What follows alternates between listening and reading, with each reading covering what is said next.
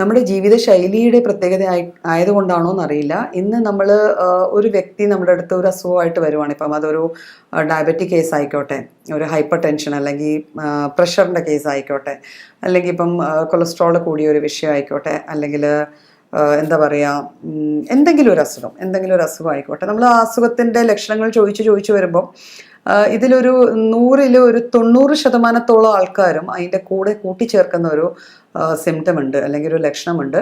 അതായത് joint pains, അസ്ഥികളിലോ അല്ലെങ്കിൽ സന്ധികളിലോ ഉള്ള വേദന. ചിലപ്പോൾ നീര് കാണണമെന്നില്ല, പലപ്പോഴും നീരും കാണും. അപ്പം എന്തുകൊണ്ടാണ് നമ്മളിപ്പോൾ കാണുന്ന എല്ലാ അസുഖങ്ങളുടെയും കൂടെ സന്ധിവേദന അല്ലെങ്കിൽ അസ്ഥികളിൽ വേദന ഉണ്ടാവുന്ന ഒരു ലക്ഷണം മിക്കപ്പോഴും പറയാറുണ്ട്. അപ്പോൾ പലപ്പോഴും നമ്മളൊരു അസുഖത്തിൻ്റെ ഭാഗമായിട്ട് അത് ചികിത്സിച്ച് പോകാറുണ്ട്. ചിലപ്പോൾ നമ്മളത് വാദമായിരിക്കാം എന്ന് നോക്കി നമ്മൾ അവരുടെ ബ്ലഡ് ടെസ്റ്റൊക്കെ ചെയ്ത് നോക്കും. RA ഫാക്ടർ പോസിറ്റീവ് ആണോ, റുമാറ്റിക് ഫീവറിൻ്റെ ലക്ഷണങ്ങളാണോ ഈ കാണിക്കുന്നത്, അല്ലെങ്കിൽ OA ആണോ, അതായത് തേയ്മാനം കൊണ്ടുവരുന്ന അസ്ഥികളിലെ വേദനയാണോ, ഇങ്ങനെ പല ടെസ്റ്റുകളും നമ്മൾ പലപ്പോഴും ചെയ്തു പോകും. എന്നിട്ട് അതനുസരിച്ച് ചികിത്സിച്ച് വരുമ്പോൾ വീണ്ടും ഈ അസ്ഥിവേദന എന്നുള്ളൊരു ഫാക്ടർ അവിടെ നിൽക്കും. പലപ്പോഴും OA എന്നൊക്കെ പറഞ്ഞ ഒരു മധ്യവയസ്സ് കഴിഞ്ഞുള്ള ആൾക്കാരിൽ കാണുന്നതാണ്. പക്ഷെ അല്ലാത്ത ആൾക്കാരിൽ ഇത്തരത്തിലുള്ള വേദനകൾ കാണാറുണ്ട്. അപ്പം എന്തുകൊണ്ടാണ് ഈ വേദന എന്നുള്ള ഒരു കൺഫ്യൂഷൻ പലപ്പോഴും വരാറുണ്ട്. അപ്പോൾ അതിനോടൊരു വലിയൊരു കാരണമാണ് വൈറ്റമിൻ D ഡെഫിഷ്യൻസി.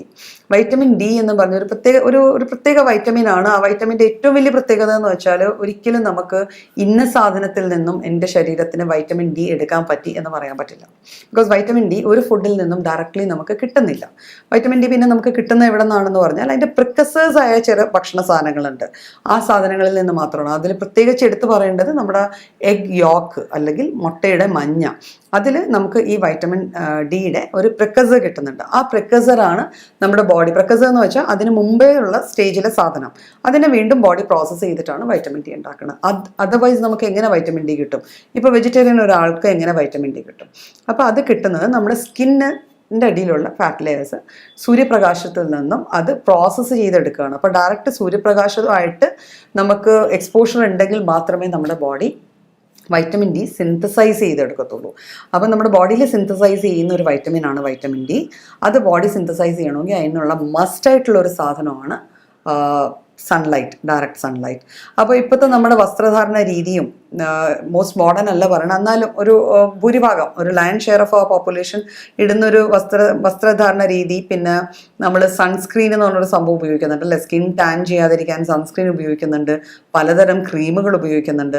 അപ്പോൾ ഇതൊക്കെ കൊണ്ട് നമ്മുടെ സ്കിന്നിന് ഡയറക്റ്റ് സണ്ണിനോടൊരു എക്സ്പോഷർ കിട്ടാത്തത് കൊണ്ട് വൈറ്റമിൻ D ഡെഫിഷ്യൻസി ഇപ്പോൾ ഒരു കോമൺ ഫീച്ചർ. നമ്മൾ ചുറ്റുവട്ടം കാണുന്ന അസുഖങ്ങളിൽ ഒരു വലിയ വിഭാഗം ആൾക്കാരിൽ വൈറ്റമിൻ ഡിയുടെ കുറവ് രക്തത്തിലുണ്ടാവാറുണ്ട്. അതുകൊണ്ടാണ് ഈ വിട്ടുമാറാത്ത സന്ധിവേദനയും അസ്ഥികളിലെ വേദനയും നമ്മൾ കാണുന്നത്.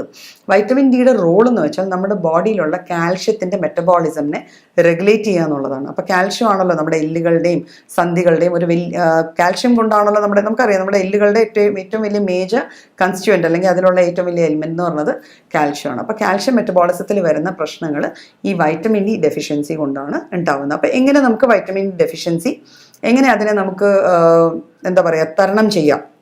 അപ്പോൾ ഇപ്പം നമ്മൾ പലപ്പോഴും കാണാറുണ്ട്, ഇടയ്ക്കിടയ്ക്ക് ആൾക്കാർ മാസത്തിലൊരിക്കൽ അല്ലെങ്കിൽ ആഴ്ചയിലൊരിക്കൽ പോയി വൈറ്റമിൻ ഡിയുടെ ഒരു ഇഞ്ചക്ഷൻ എടുക്കുന്നു, അതിൻ്റെ കൂടെ കാൽഷ്യം സപ്ലിമെൻറ്റ് ചെയ്യുന്നു. ഇതിങ്ങനെ റെഗുലർ പ്രോസസ്സായി പോവുകയാണ്.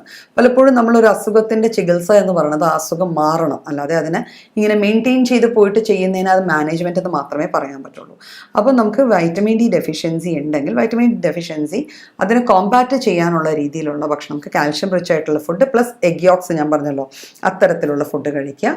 നമുക്ക് ഡയറക്റ്റ് സൺലൈറ്റ് എക്സ്പോഷർ കിട്ടത്തക്ക വിധത്തിൽ കുറച്ച് നേരമെങ്കിലും, പണ്ടൊക്കെ പറയുമായിരുന്നു ഒരു ഇളം വെയിൽ കൊള്ളണം, വൈകുന്നേരത്തെയോ രാവിലത്തെയോ ഇളം വെയിൽ. പക്ഷേ ഇപ്പം വന്ന് ഇപ്പോഴത്തെ സയൻറ്റിസ്റ്റും ഡോക്ടേഴ്സും ഒക്കെ പറയുന്നത് ഇളം വെയിൽ പോരാ, നമുക്ക് നല്ല കട്ടിയുള്ള വെയിൽ തന്നെ കൊള്ളുക. അതുകൊണ്ടാൽ നമുക്ക് ഈ വൈറ്റമിൻ D ഡെഫിഷ്യൻസി ഉണ്ടാവില്ല എന്നുള്ളത്. അപ്പം അത്തരത്തിലുള്ള വെയിലിനോടുള്ള എക്സ്പോഷർ ഉണ്ടാവണം. omega-3 അടങ്ങിയ ഭക്ഷണങ്ങൾ ധാരാളം കഴിക്കാം നമുക്ക്. അത്തരത്തിലുള്ള ഭക്ഷണങ്ങൾ, അതായത് മത്സ്യങ്ങൾ, കടൽ മത്സ്യങ്ങളിൽ മത്തി, അയല, ഈ വക മത്സ്യങ്ങളിൽ ചെറു മത്സ്യങ്ങളിൽ കൂടുതലായിട്ട് കാണുന്നതാണ് ഈ omega-3 ഓയിൽ. ഇത് പിന്നെ നട്ട്സിൽ വാൾനട്ട്സ് എന്ന് പറയുന്ന ഒരു നട്ട്സിലാണ് ഏറ്റവും കൂടുതൽ omega-3 കാണുക. അപ്പം ഇത്തരത്തിലുള്ള ഭക്ഷണം കഴിക്കുക. പിന്നെ 7 C's എന്നൊക്കെ പറഞ്ഞ് നമ്മൾ ചെറിയ പിൽസ് ഒക്കെ ഇല്ലേ, കോഡ് ലിവർ ആയാലും അടങ്ങിയിരിക്കുന്നത് എന്നൊക്കെ പറയണേ. അപ്പോൾ കോഡ് ലിവർ ഓയിൽ അടങ്ങിയ സപ്ലിമെൻറ്റ്സ് നമുക്ക് എടുക്കാം.